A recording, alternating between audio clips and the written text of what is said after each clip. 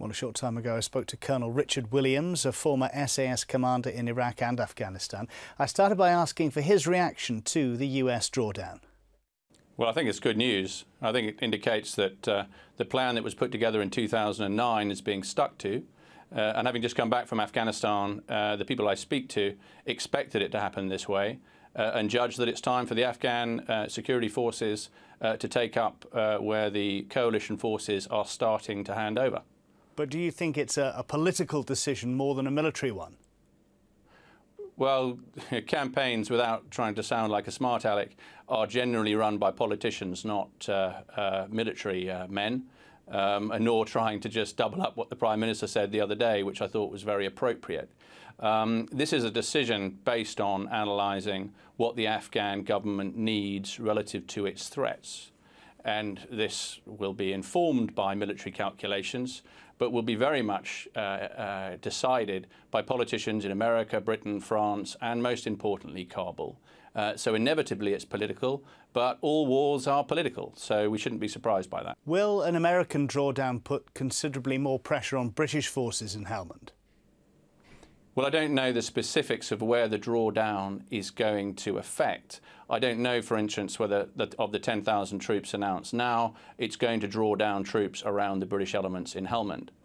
What I do know, or I feel, is that by the American announcement of 10,000 troops going, is that Britain is going to have to conform to that element of the campaign. And within its own area, if it's not doing so already, and I'm sure it is, it's going to have to conform to the transition plans that are being set by the campaign leaders and most specifically the Afghan government. I suppose the key question is, if these troops are leaving, then is the Afghan National Army ready to fill the vacuum? Yeah, and that's what I reckon is the key question that President Obama asked General Petraeus, and General Petraeus asked his commanders. And the commanders on each area of the ground will offer an opinion dependent upon the threat they face, the ground they face, and their experience. Some will say no, some will say yes. But the balance of judgment across the area, and it's certainly the one which I would support, not that I'm as well informed as any of the people I've just outlined, is that the Afghan army can do what they need to do relative to the Taliban over the next few years.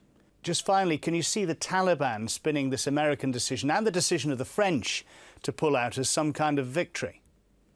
No, I think the reverse.